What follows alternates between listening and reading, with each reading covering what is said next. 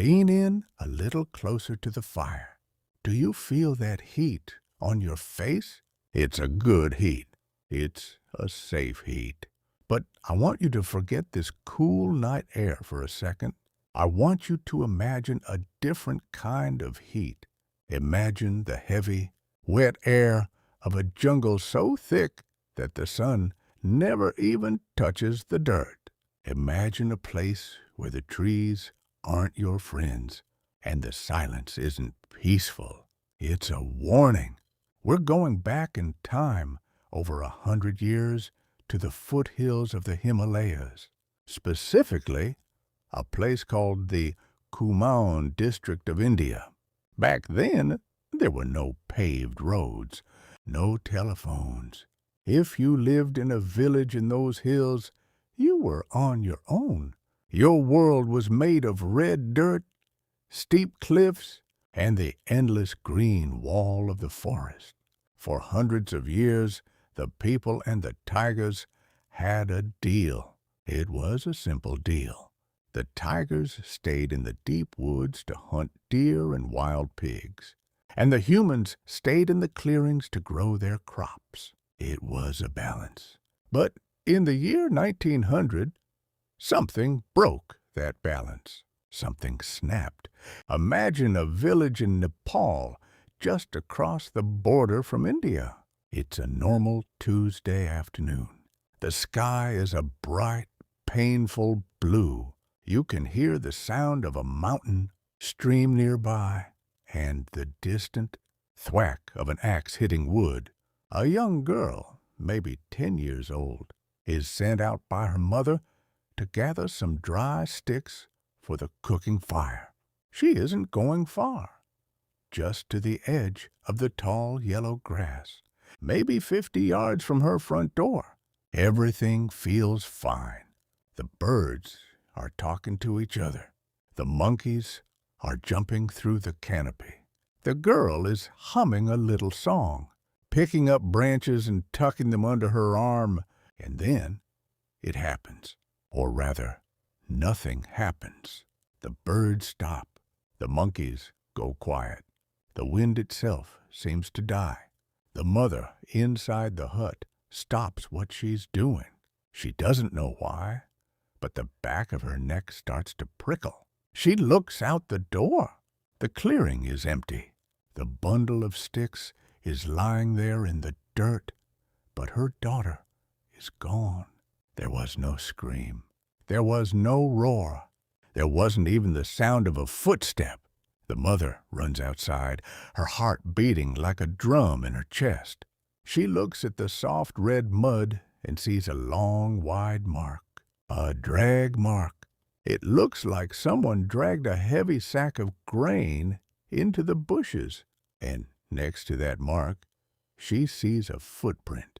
A pug mark, the size of a dinner plate. That was the first of many. This wasn't just a stray cat. This was the start of a nightmare that would claim 436 human lives. Think about that number, 436 people. That's more than most serial killers. That's an entire village wiped off the map by a single animal. They called her the Champawat Tiger.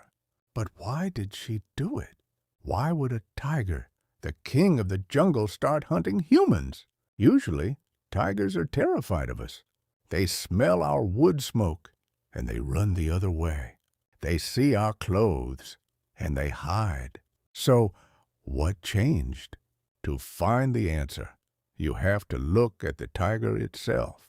She was a beautiful creature, nearly 10 feet long from nose to tail. She was a mountain of orange fur and black stripes, powered by muscles that could snap a buffalo's neck in 1 second. But she had a secret. A few years before, a hunter, we don't know who, had taken a shot at her. He was a bad shot. The bullet didn't hit her hard. It hit her in the face. It didn't kill her, but it did something worse. It shattered her upper and lower canine teeth on the right side. Imagine that pain. Every time she tried to bite down on a hard deer or a thick-skinned boar, the pain would shoot through her skull like a lightning bolt. She was starving. She was getting thin. Her ribs were starting to show. She couldn't hunt the fast animals anymore. She needed something slow, something soft. She found us. She realized that humans don't have claws. We don't have thick hide. We don't have the speed to run 40 miles per hour. We are the easiest thing in the jungle to catch. And once she tasted human blood, something in her brain switched. She stopped being a tiger and became a specialist, a professional hunter of people. She started in Nepal. She was so good at it that the Nepalese army had to be called in. Can you imagine that? An entire army with guns and bayonets sent to fight one cat. They couldn't catch her. She was like a ghost. She would kill a man in the morning, and by the time the soldiers arrived, she would be 10 miles away in a different valley. Eventually, the army got lucky. They didn't kill her, but they managed to organize a massive hunt with thousands of people making noise with drums and bells. They pushed her. They squeezed her. They didn't let her rest. They drove her south across the Sarda River and into India. The soldiers went home and cheered. They thought they had solved the problem. In reality, they had just exported a demon. When she crossed into the Kumaon district of India, she was even hungrier, and now she was even smarter. She had learned how humans think. She knew our patterns. She knew when we went to the river for water. She knew when we went into the woods for wood. She even knew when we went to the bathroom. Life in the villages changed. It didn't just get scary. It got heavy. Imagine living in a house where you are a prisoner. You can't go outside to work your fields because you might not come back. You can't let your children play in the yard. Every time you hear a twig snap, your heart stops. The people started to stay inside their huts from sunset to sunrise. They would bar the doors with heavy wooden beams. They would huddle together in the dark, listening to the wind. And the wind in those hills, it plays tricks on you. It sounds like a huffing breath. It sounds like a soft pad of paws on the dirt. The tiger got bolder. She realized that the people were staying inside. So she started coming into the villages in broad daylight. She would walk right down the middle of a street at noon. She would jump over a 6-foot wall, snag a person sitting on their porch, and be back in the trees before anyone could even grab a stick. She was so fast and so quiet that people started to believe she wasn't an animal at all. They said she was a shaitani, a devil. They believed she could turn invisible. They believed she could walk through solid walls. They said she was a spirit of the forest, sent to punish them for their sins. And why wouldn't they believe that? One story tells of a group of workers in a tea garden. There were 20 of them, all working together in a tight group for safety. They were talking, laughing, trying to keep their spirits up. The tiger walked into the middle of the group, picked out one man, and dragged him away. The other 19 men were right there. They had tools. They had numbers. But they were so paralyzed by the sheer speed and terror of it that they just stood there and watched him vanish. The British government, who ruled India at the time, was furious.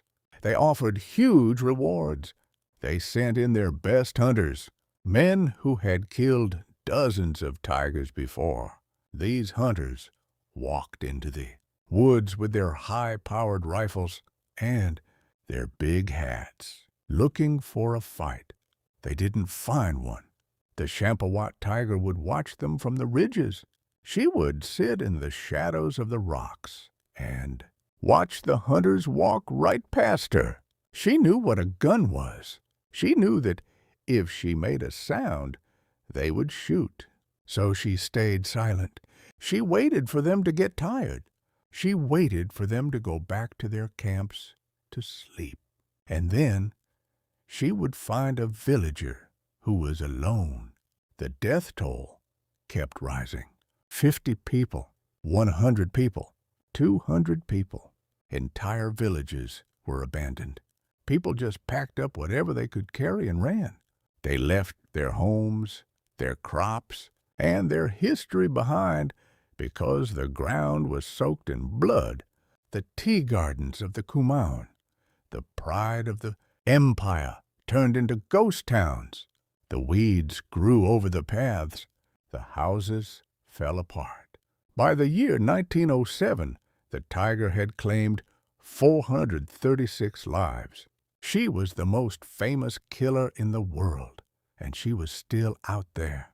She was older now, her fur a bit darker, her limp a bit worse, but she was more dangerous than ever. She had survived everything the humans had thrown at her. She had beaten the army. She had beaten the hunters. She had beaten the government. She was the master of the Kumaun. The people were broken.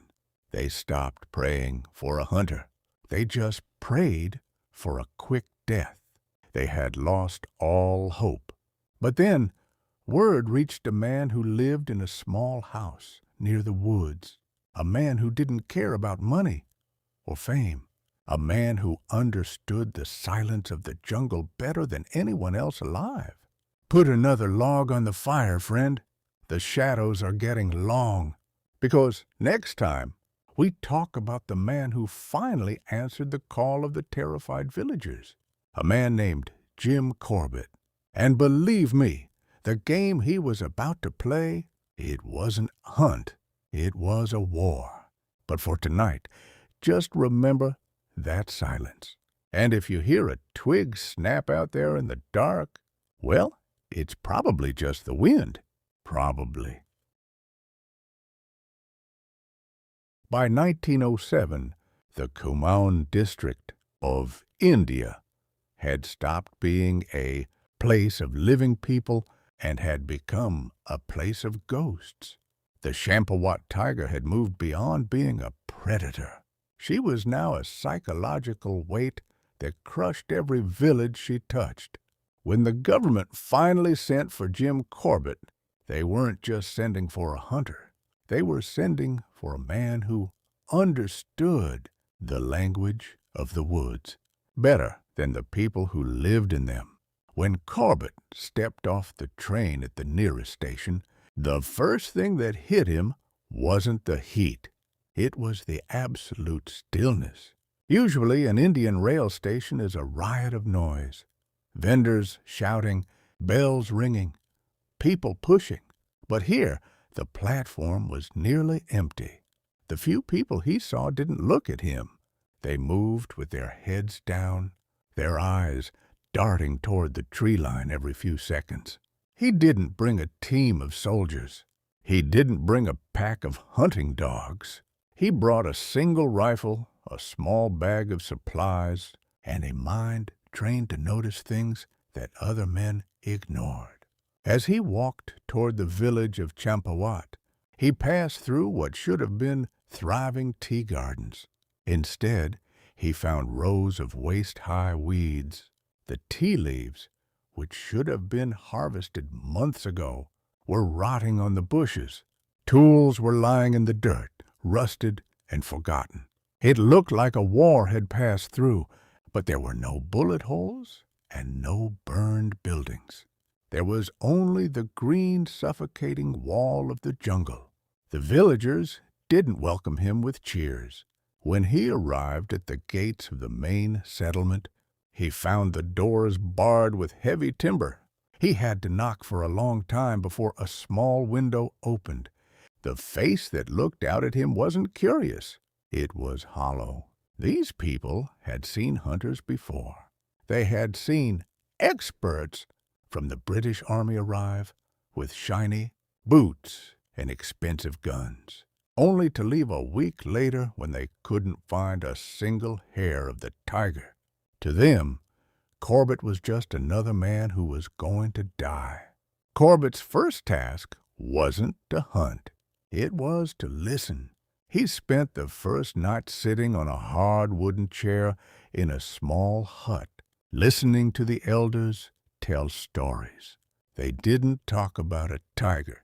They talked about a spirit. They told him how the tiger didn't fear the day. They told him how she could vanish into a patch of grass only 3 inches high. They told him about the death quiet, the way the birds and monkeys would go silent a full 10 minutes before the tiger appeared, as if the jungle itself was bowing to its master. The next morning, Corbett went to the site of the most recent kill. It was a small clearing near a stream where a woman had been snatching water. He knelt in the red mud, ignoring the flies and the smell of old blood. He found the tracks. Most hunters just see a footprint. Corbett saw a biography. He followed the pug marks for 100 yards, his face inches from the dirt. He noticed the way the right front paw didn't hit the ground with the same force as the left. The tiger was favoring her side. He realized then that this wasn't an animal hunting for sport or even for simple hunger. She was hunting because she was in a state of constant vibrating pain. The broken teeth he had heard about meant that every time she tried to hunt a deer, the deer's struggle sent a jolt of agony through her skull. Humans were the only thing she could kill without hurting herself. This made her more dangerous than any healthy tiger. A healthy tiger might be satisfied with 1 kill. A tiger in pain is a tiger that is always on edge, always looking to strike before the world can strike her. Corbett began his hunt by doing the unthinkable. He walked the forest paths alone. The strategy of the military hunters had been to move in large groups, making noise to scare the tiger out. Corbett knew that was useless. The Champawat Tiger wasn't scared of noise. She used it to track the hunters. She would sit on a high rock and watch the soldiers march by, laughing at their heavy boots and their loud voices. Corbett moved like a shadow. He wore soft-soled shoes that made no sound on the dry leaves. He learned the alarm calls of the local wildlife. If a langur monkey gave a sharp, barking cry from the canopy, Corbett knew exactly where the tiger was moving. If a barking deer let out a bell-like ring, he knew the tiger had just crossed the valley. But the tiger was learning him, too. On the 3rd day, Corbett was tracking a trail of crushed ferns when he felt a sudden drop in temperature. Not because the weather had changed, but because his body was telling him something his eyes hadn't seen yet. He stopped. He didn't turn around. He didn't raise his rifle. He just stood perfectly still. Behind him, 30 yards back, a leaf crunched. Just once. He realized in that moment that the tiger hadn't been running away from him for the last 3 days. She had been circling. She had let him follow her tracks so that she could get behind him. The hunter had become the prey. Corbett didn't panic. He knew that if he ran, the hunt would be over in 4 seconds. He slowly reached into his pocket and pulled out a small box of matches. He struck one and held it up. The smoke drifted to the left. The wind was at his back. The tiger could smell him, but he couldn't smell her.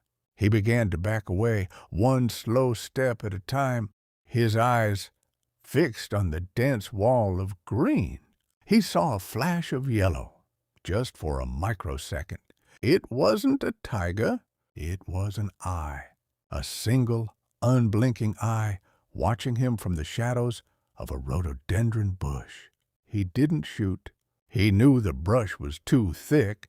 The bullet would deflect off a branch, and he'd be left with an empty chamber and a charging man-eater.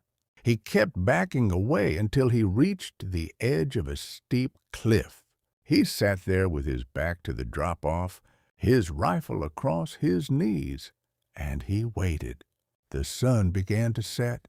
The shadows in the kumaun grow long and jagged like teeth. The jungle began its evening transition.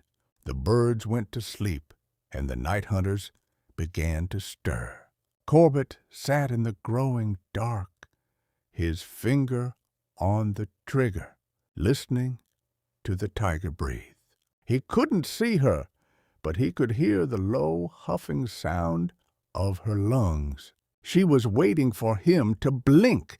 She was waiting for the light to fade completely. As the last sliver of the sun vanished, Corbett did something the tiger didn't expect. He lit a fire, a small, bright, hot fire. The tiger hated the light. She backed off into the darkness, letting out a low growl that sounded like stones grinding together.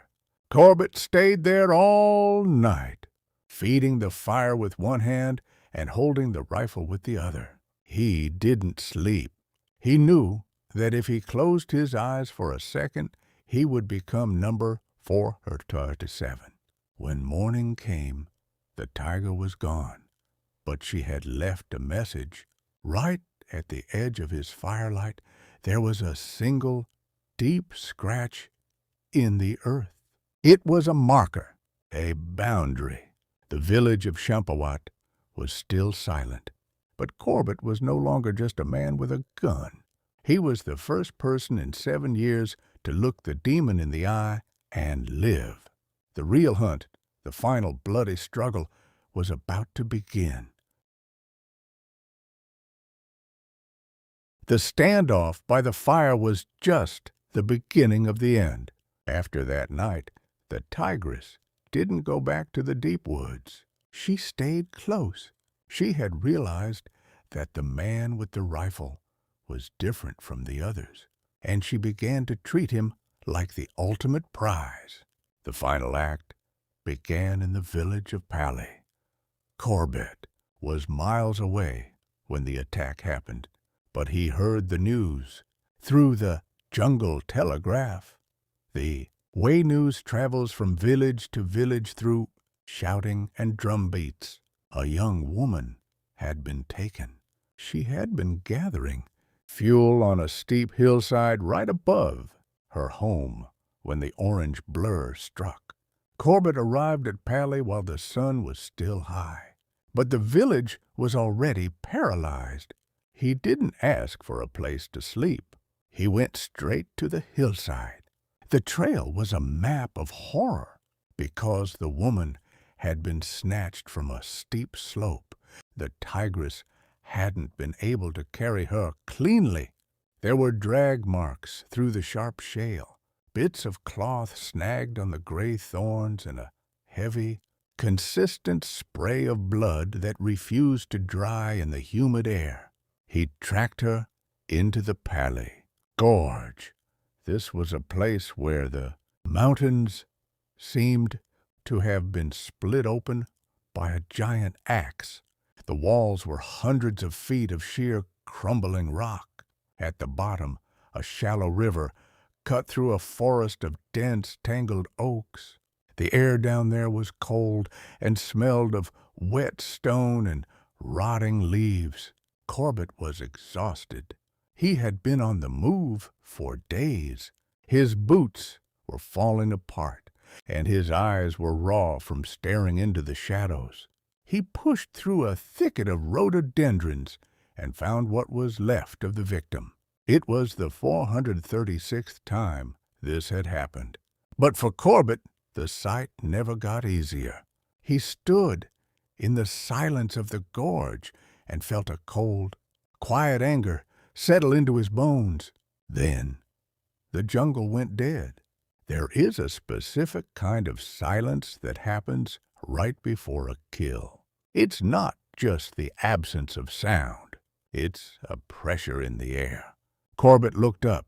There, 500 feet above him on a narrow limestone ledge, stood the tigress. She wasn't hiding. She wasn't stalking. She was standing in the open, her massive body silhouetted against the bright blue of the sky. She looked down at him, and even from that distance, Corbett could feel the weight of her stare. She looked like a part of the mountain itself, ancient, scarred, and full of hate. He raised his rifle. It was an impossible shot. The angle was too steep, and the distance was too great. But he knew that if he didn't fire, she would vanish into the caves above and wait for him to try and climb up. He would be a sitting duck on the cliffside. He took a breath, wedged his shoulder against a tree for stability, and fired. The roar of the heavy rifle in that narrow gorge was like a bomb going off. The smoke was thick and white, hanging in the damp air. When it cleared, the ledge was empty. There was no sound of a fall, no scream of pain. Corbett knew he had to go up. The climb was a nightmare.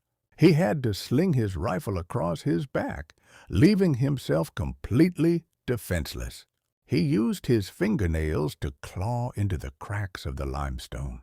Every time a piece of shale broke loose and clattered down the cliff, he froze, expecting the orange weight to drop on him from above. His fingers were bleeding, and his lungs felt like they were full of broken glass. When he finally reached the ledge, he found the blood. It wasn't a lot, but it was enough. The bullet had hit her, but it hadn't stopped her. The trail led away from the cliff and into a dense, dark patch of forest on the plateau above. This was the tiger's larder, a place where the trees grew so close together that you couldn't see your own feet. Corbett entered the thicket on his hands and knees. The smell hit him first. It was a heavy, sweet, musky scent, the smell of a predator that had lived on human flesh for a decade. It was the smell of the Champawat Tiger. He heard a sound to his left, a soft, wet huffing. He turned his head slowly. 10 feet away, tucked under a fallen oak tree, was a patch of white and orange. She was lying down, her back to him, her chest heaving in jagged, bloody gasps. She was dying, but she wasn't dead. As Corbett shifted his weight to bring the rifle around, a dry twig snapped under his knee. The tigress didn't roar. She spun around with a speed that defied physics. Despite her wounds, despite her age, she launched herself at him. Corbett didn't have time to put the rifle to his shoulder. He fired from the hip, the barrel almost touching her chest. The force of the shot threw her backward. She hit the ground, her massive paws clawing at the air, her emerald eyes fixed on him until the very last second. Then her head hit the red dirt. The muscles in her neck went slack. The silence that followed was absolute. Corbett didn't move for a long time. He sat in the dirt, his rifle smoking, and looked at the fallen queen. He walked over and used a branch to turn her head. He looked at her mouth. The upper and lower canine teeth on the right side were gone. They had been shattered years ago, leaving the raw nerves exposed to the air. They were black with decay and must have caused her a screaming, pulsing agony every minute of every day for years. She hadn't been a monster. She had been a victim of a bad shot by a human who didn't finish the job. That one mistake had cost 436 lives. When the villagers finally arrived, they didn't see the tragedy. They saw the end of a demon. They wanted to tear her fur to pieces, but Corbett stood over the body and refused to let them. He made them build a litter of branches and carry her back with the dignity of a monarch. The massacre of Champawat was over. The 436 chairs at the dinner tables would stay empty, but the children could finally play in the dirt again. Corbett walked away from that gorge a changed man. He had seen the cost of breaking the balance of nature, and he knew that his life as a hunter was over. The iron snake of the railroad would keep moving. The tea gardens would turn green again. But the spirit of the limping tigress would stay in those hills forever, a reminder that the jungle never forgets, and it never truly forgives. When the Champawat Tiger finally stopped breathing, in the red dirt of the Pali Gorge, a heavy silence fell over the mountains. It wasn't the silence of fear anymore. It was the silence of a fever breaking. But for Jim Corbett, the work was far from over. He didn't just want to kill the beast. He wanted to understand why it existed. In the village of Pali, the atmosphere was chaotic. Thousands of people had gathered from every ridge and valley within 50 miles. They brought drums, they brought horns, and they brought a decade's worth of built-up rage. When the litter of branches carrying the tigress was placed in the center of the village square, the crowd surged forward. They wanted to tear the fur from her body with their bare hands. Corbett stood his ground. He didn't use his rifle, but he used his presence to push them back. He knew that this animal, as terrible as she was, carried a secret that the world needed to see. He called for a bowl of water and a cloth. In front of the silent, watching villagers, he began to wash the dried blood and mountain dust from the tiger's face. As the orange and black stripes became clear, he reached into her mouth. He pulled back the heavy velvet lips and showed the crowd her teeth. The upper and lower canine teeth on the right side weren't just chipped. They were shattered into jagged stumps. The bone of the jaw was swollen and gray with infection. To the villagers, it was a sign of a demon's deformity. To Corbett, it was a death sentence written in bone. He explained to the elders that this tigress hadn't chosen to hunt humans because she got a taste for blood. She had hunted humans because we were the only thing she could kill without screaming in pain. A tiger's primary weapon is its grip, the ability to lock onto the neck of a heavy deer and crush the life out of it. With her teeth shattered by a human bullet years ago, she couldn't hold on to a struggling animal. She had been starving to death in a forest full of food, and in her desperation, she had found the one creature in the jungle that didn't have a thick hide, didn't have horns, and didn't have the speed to escape. She had found us. This realization hit Corbett like a physical blow. He looked at the hundreds of grieving families in the square, and then looked at the broken teeth of the tigress.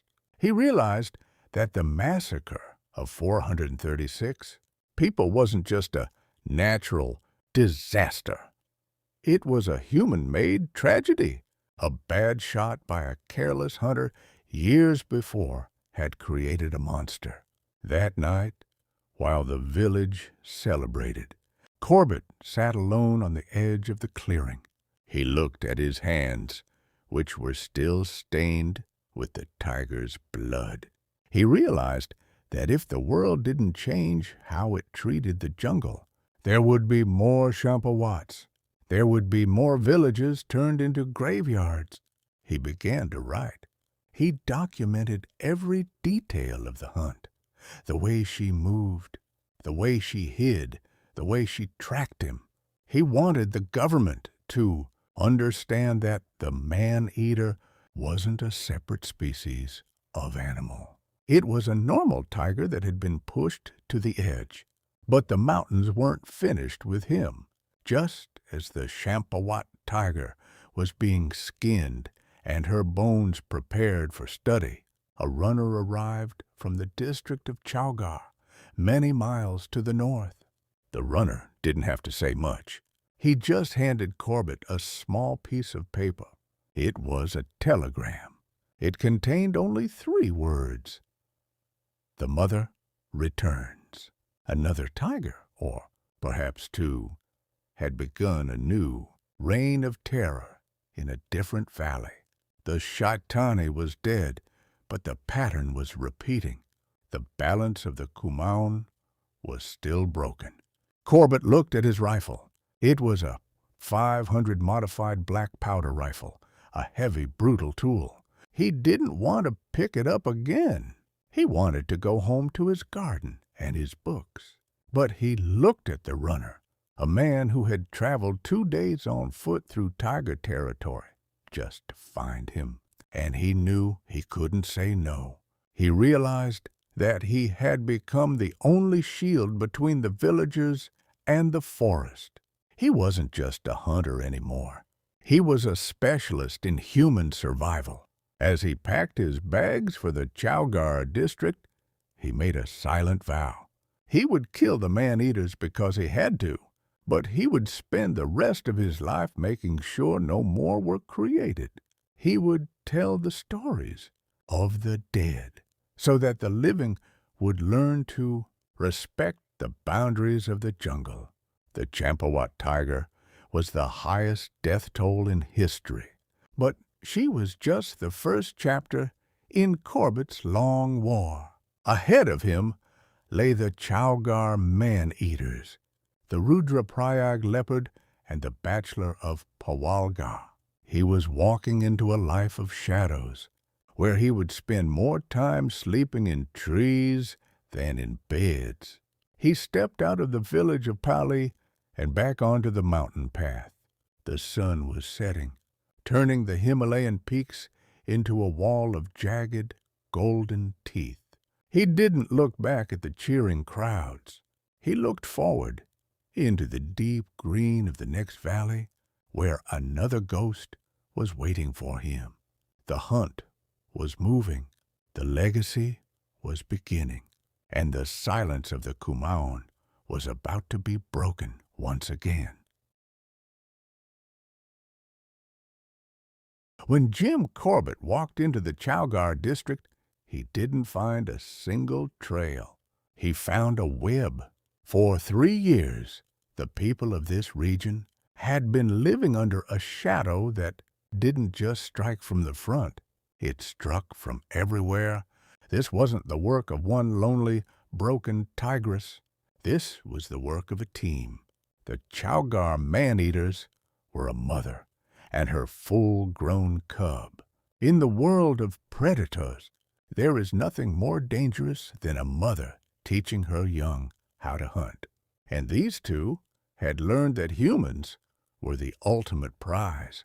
By the time Corbett arrived, they had already claimed 64 lives. But those were just the ones the government had recorded. The locals knew the real number was much, much higher. The terrain in Chowgar was different from the steep cliffs of Champawat. Here, the hills were covered in a forest so dense you couldn't see the sky. It was a world of deadfall, rotting trees piled on top of each other, hidden by thick green ferns. It was a place where you could be 3 feet away from a 500-pound tiger and never know it. Corbett's arrival wasn't marked by any celebration.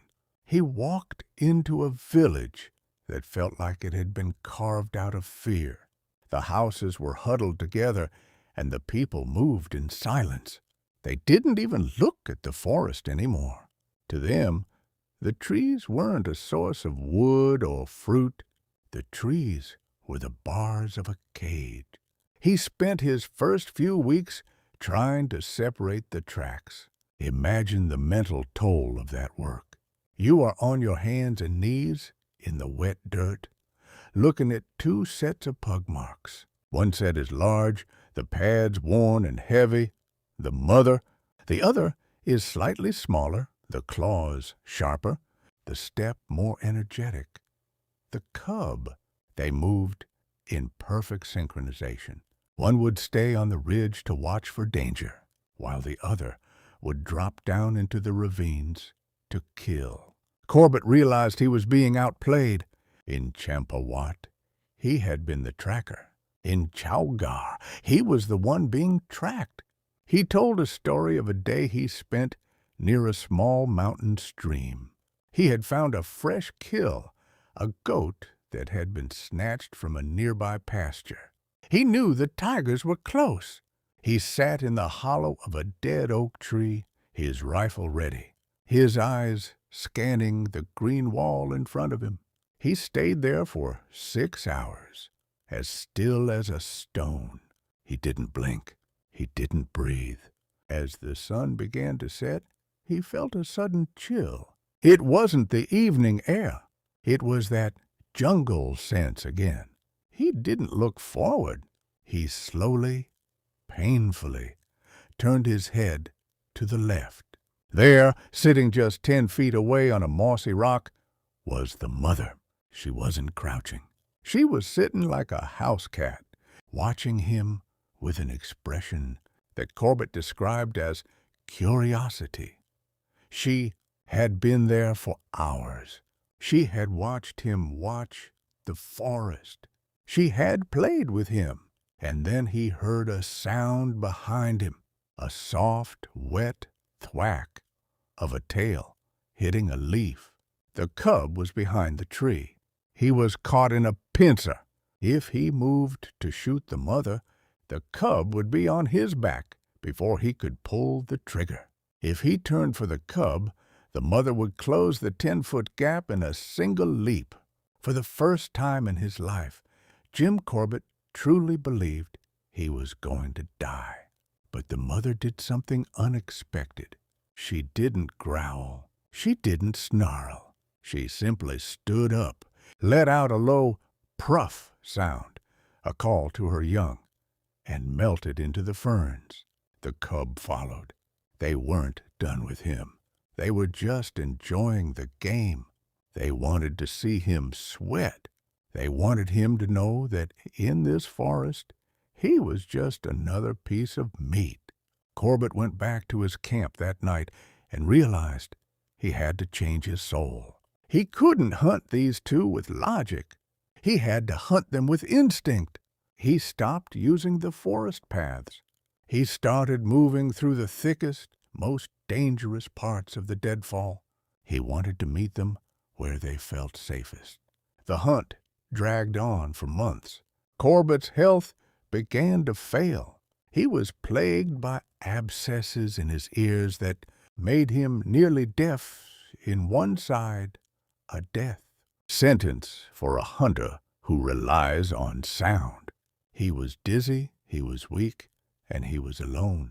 The government sent letters asking him to come back, telling him that the mission was too dangerous. He didn't answer. He knew that if he left, the 64 deaths would become 600. The breakthrough came near a village called Kala Agar.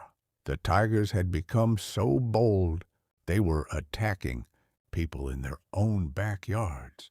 Corbett arrived just as a woman had been taken. He didn't wait. He didn't prepare. He followed the trail into a deep, dark ravine. where the rocks were slick with green moss. He found them in a small clearing. The mother was sleeping, her belly full. The cub was sitting nearby, looking at the horizon. Corbett didn't hesitate. He knew he only had one shot before the other would vanish. He aimed for the cub first. He knew that if he killed the young one, the mother would stay to fight. If he killed the mother, the cub would run and become a lone wolf man-eater, even harder to catch. The shot rang out, echoing through the ravine like a cannon. The cub dropped where it stood. The mother didn't run. She exploded. She let out a roar that, Corbett said, felt like it was tearing the air out of his lungs. She didn't look for cover. She charged. 500 pounds of muscle and rage, moving at 40 miles per hour through the rocks. Corbett's rifle was a double barrel. He had one shot left. He waited until she was 20 feet away, so close he could see the individual whiskers on her face and the yellow stain on her teeth. He pulled the second trigger. The bullet hit her in the throat, but her momentum was too great. She slammed into him, knocking him backward into the mossy rocks. The world went black for a second. When he opened his eyes, the tigress was lying across his legs. She was dead, but her body was still twitching with the last of its energy. Corbett lay there in the silence of the ravine, the weight of the man-eater pressing him into the earth. He looked at the sky through the leaves and realized he couldn't hear anything. The abscess in his ear had burst from the shock of the fall. He was in a world of total, absolute silence. He pushed the body off him and stood up. He looked at the mother and the cub. For 3 years, they had been the gods of this forest. Now they were just fur and bone. He walked back to the village of Kala Agar. He didn't have to say a word. The people saw the blood on his clothes and the look in his eyes. They knew. But as the village began to celebrate, Corbett felt a new kind of heaviness. He had killed the double shadow, but he knew the war wasn't over. He was losing his hearing, his body was breaking down, and there were rumors of a new killer in the north. A leopard that didn't just hunt in the forest, but one that knew how to open doors. The Chowgar hunt had taken a piece of him that he would never get back. He had looked into the eyes of a mother defending her young, and even though she was a man-eater, he felt the tragedy of it. He packed his bags and started the long walk home. He needed to heal. He needed to rest. But in the back of his mind, he could already hear the next alarm call. The Kumaun wasn't done with him yet, and the next demon waiting for him would make the tigers look like a memory. The shadows of Chowgar were gone, but the darkness of the Rudraprayag was just beginning to stir.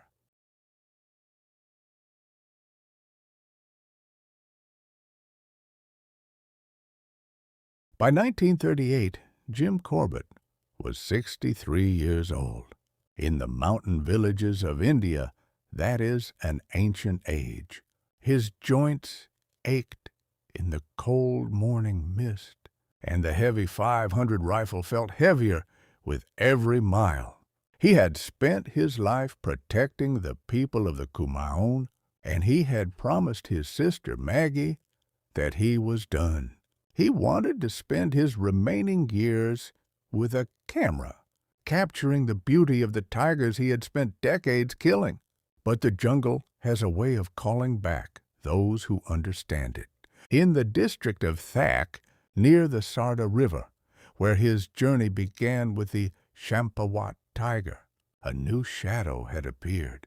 It was a tigress. She wasn't as prolific as the Champawat, but she was more cunning. She had killed 4 people in a matter of weeks, and she had done it with a terrifying precision. She didn't just snatch people from the woods. She watched the villages until she found a weakness. Then she struck. When the call for help reached Corbett, he tried to say no. He was too old. His hearing hadn't fully recovered from the Chowgar hunt. But then he heard about the victims. They were people he knew, families he had protected years before. He realized that if he didn't go, no one else would. The younger hunters were too loud, too impatient. They didn't have the jungle sense that only comes from 50 years of walking among the trees. Corbett arrived in Thak during the monsoon season. The rain was constant, a heavy, gray curtain that turned the mountain paths into rivers of mud. The forest was thick, green, and loud with the sound of water. For a hunter who relies on his ears, this was a nightmare. The rain masked the sound of a snapping twig. It washed away the scent of the predator. He spent weeks in the Thak forest, but the tigress was a ghost. She knew he was there. She would follow his tracks, staying just 50 yards behind him, stepping exactly where he stepped. He would find her pug marks on top of his own boot prints the next morning. It was a message. I am watching you. The breaking point came on a Tuesday evening. Corbett was sitting in a mashan, a small wooden platform, near a village where the tigress had recently been seen. He had been sitting there for 10 hours. The rain had stopped, and the air was thick with the smell of wet earth. Suddenly, he heard a sound. It wasn't a growl. It was a call. The tigress was calling for a mate. In that moment, Corbett did something that only a man of his experience would dare. He called back. He cupped his hands and let out a perfect imitation of a male tiger. It was a deep, vibrating sound that seemed to shake the very tree he was sitting in. The forest went silent. A minute later, the tigress answered. She was closer. Corbett called again. For the next hour, the two of them spoke to each other across the dark.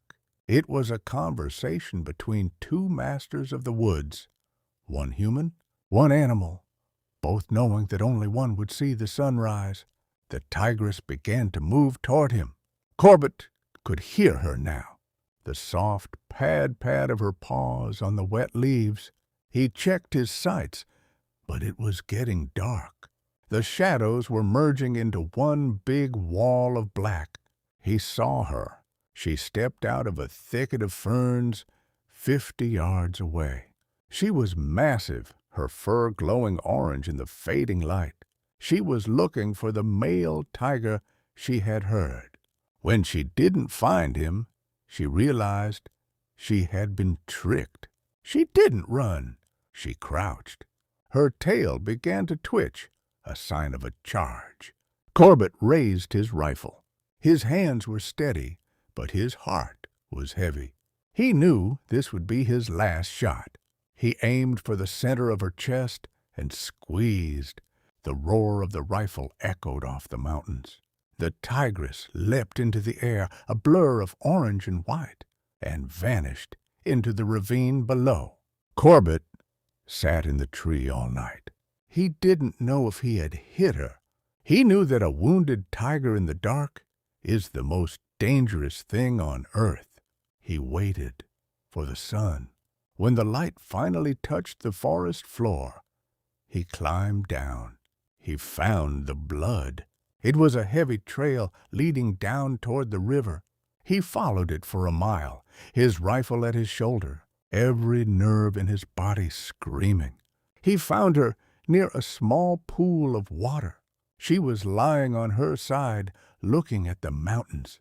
She was dead. Corbett walked over to her.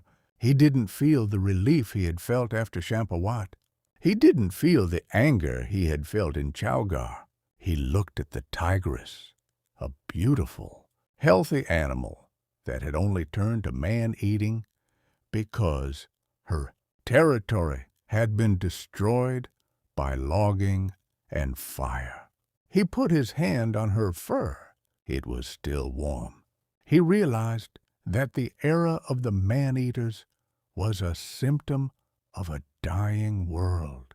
The humans were moving too far into the forest, and the tigers were being pushed into a corner.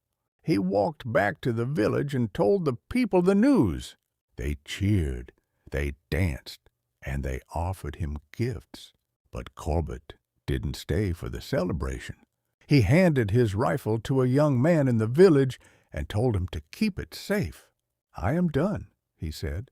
He walked out of Thak and back toward his home in Kaladungi. He never picked up a hunting rifle again. The hunt for the Thak man-eater was the final act of a 50-year war. He had killed the last demon of his career, but he knew that the real struggle was just beginning. He had spent his life killing tigers to save people. Now he was going to spend the rest of his life trying to save tigers from people. The rifle was silent. The camera was ready. The legend of Jim Corbett was about to change the world forever.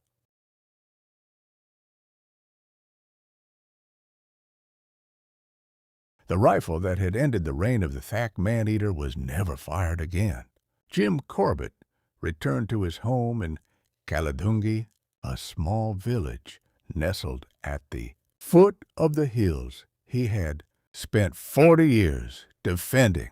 But he didn't return as a conquering hero. He returned as a man who was haunted by the silence of the woods he had helped empty. He realized that the era of the great man-eaters was a warning. The 436 lives taken by the Champawat Tiger, the 64 lives in Chowgar, the hundreds in Rudraprayag, they weren't just tragedies. They were the sound of a world breaking. As humans pushed deeper into the hills to cut timber, grow tea, and build railroads, the tigers were being squeezed into smaller and smaller pockets of land. The demon wasn't the animal. The demon was the hunger and the pain caused by a world that had forgotten how to share the earth. Corbett traded his .500 rifle for a 60mm movie camera. In many ways, this was the hardest hunt of his life. To kill a tiger, you only need to get within 100 yards. To photograph one, especially the shy, elusive tigers of the Kumaon, you have to get within 20 feet. You have to sit in the dirt for days, perfectly still, waiting for the light to hit the orange fur just right. He spent years in the deep brush without a weapon. He wanted to show the world that the tiger was not a bloodthirsty monster, but a noble, sensitive creature that only turned to violence when it was forced into a corner. He captured the first ever footage of a tiger in the wild, showing the animal playing with its cubs and moving with a grace that no words could describe. But as he looked through the lens of his camera, he saw a new danger. The tigers were disappearing. The hunters who came after him weren't like him. They didn't have the jungle sense, and they didn't care about the balance. They wanted trophies for their walls. They wanted skins for their floors. By the 1930s, the population of tigers in India was crashing. Corbett knew that if he didn't act, the king of the jungle would become nothing more than a ghost story. He used his fame to speak to the highest levels of the British government in India.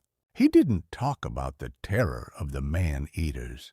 He talked about the importance of the forest. He argued that the jungle was the lungs of the country, and the tiger was the heart. If the heart stopped beating, the forest would die, and the water from the Himalayan streams would dry up. In 1936, his hard work finally paid off. The government established the Haley National Park, the first protected wilderness area in mainland Asia. It was a small patch of land compared to the vast Kumaon, but it was a beginning. It was a promise that there would always be a place where the orange and black stripes could move through the shadows without fear. When India gained its independence in 1947, Corbett made the difficult decision to leave. He was an old man now, and the world he knew was changing. He moved to Kenya with his sister Maggie, but his mind never left the Kumaon. He spent his final years writing his memories into books. Man-Eaters of Kumaon became a sensation across the globe. Millions of people read about the Champawat Tiger and the Pali Gorge. But Corbett didn't write for the money. He wrote to ensure that the 436 victims would never be forgotten, and that the animal that took them would be understood, not just hated. He died in 1955, sitting in a chair looking out at the African plains. But back in India, the people he had saved did something unprecedented. They didn't forget the man who had protected them. In 1957, the Indian government renamed the national park he had helped create. They called it the Jim Corbett National Park.